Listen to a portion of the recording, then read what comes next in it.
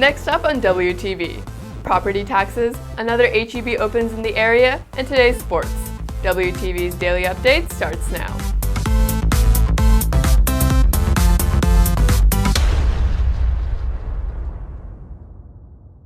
Hey there, Red Hawk Nation. Today is Wednesday, February 22nd, and I'm Saachi Kuchu with today's Daily Update, brought to you by Wingspan TV. Property taxes in Texas are one of the biggest issues being discussed by the Texas legislature right now, with many lawmakers hoping to lower taxes. It's an issue that has the attention of Frisco ISD Superintendent Dr. Mike Waldrop. WTV's Ryan Shapiro has the details. According to the Texas Tribune, the state currently has a $32.7 billion budget surplus that's being attributed to record-breaking tax collections during the last 18 months. As part of that, Governor Greg Abbott wants lawmakers to spend $15 billion to lower property taxes in the state. In August, Frisco ISD lowered its tax rate for the year, but in general, Texans pay a higher proportion of their home value toward property taxes than homeowners in almost every other state. Here in Frisco, property values and the tax rate have an impact on the school district, according to Superintendent Dr. Mike Waldrop. I think property values are always a concern for taxpayers. But of course, when property values increase, the school district generates more revenue. Now, we get more money as a school district when we get more students. Just because we generate more revenue with increased property values doesn't mean we get to keep all that money. Most of that goes back to the state. So from a taxpayer point of view, obviously increasing property values are a concern.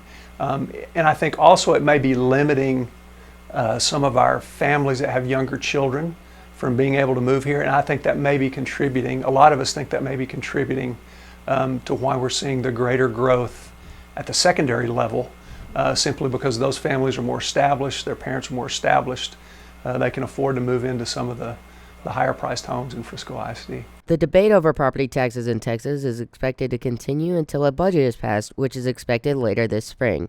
Reporting for WTV, I'm Ryan Shapiro. Following the opening of their new Frisco and Plano locations, H-E-B is building another location, this one closer to campus, with the possibility of another Frisco location still to come. WTV's Gilbert Aluga has the story. H-E-B's first DFW location opened back in September on Main Street, just west of the tollway, and shortly after, they opened another location nearby in Plano in November. According to the Dallas News, the Frisco store may have seen around $1 million in sales on opening day.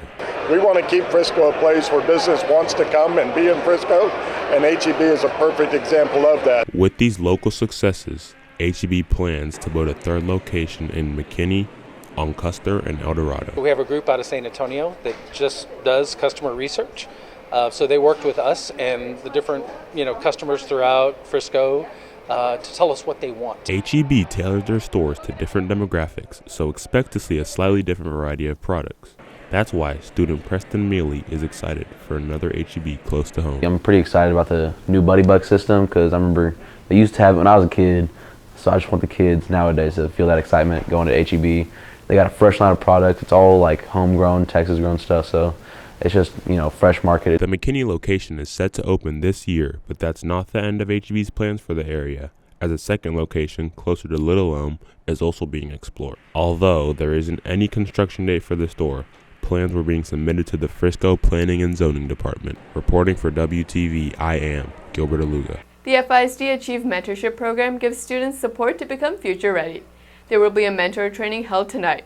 WTV's Sadie Johnson has the details. The FISD Achieve Mentorship Program provides not only career mentorship for students of FISD, but also supports the development of the student as a whole. The goal is to form powerful connections and maintain relationships while providing advice in order to bring students closer to their goals and allow them to be future ready. Tonight there will be a future mentor training for individuals who are interested in becoming an FISD Achieve Mentor, taking place at the FISD Administration Building from 6 to 7 p.m. Anyone interested will have to RSVP prior to the training. There will be one more training session Wednesday, March 1st. If you have any questions about the program, please contact Randall Ford at fordra@friscoisd.org. Reporting for WTV, I'm Sadie Johnson. On today's sports, WTV's Luke Martin brings you a recap on Red Hawk athletics. 4 wrestlers competed in the UIL 5A state tournament over the weekend. The Red Hawks would see success, having 3 of the 4 wrestlers make their way onto the podium. For the girls, Mercedes Alvarez would go all the way to the state finals and would finish in second place, falling just short of first. For the boys, both seniors James Ethan Harris and William Redden would place, with Harris placing fourth and Redden placing fifth.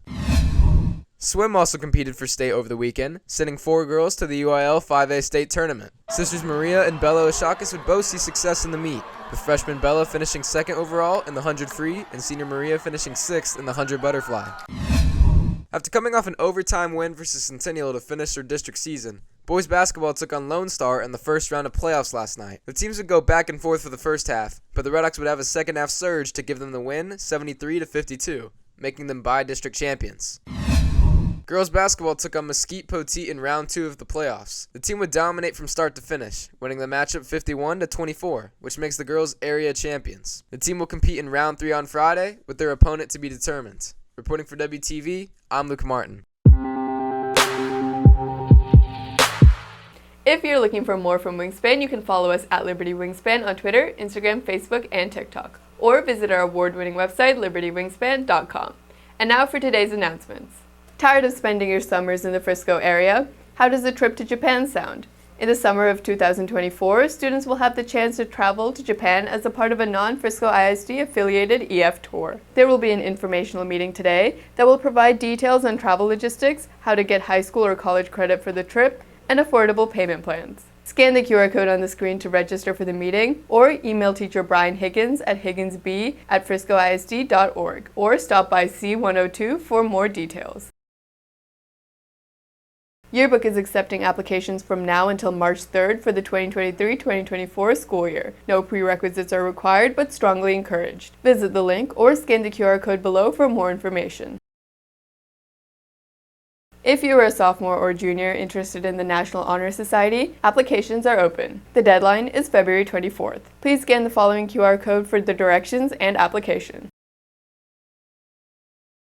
That's it for today's daily update. This is Saachi Kuchu for Wingspan TV.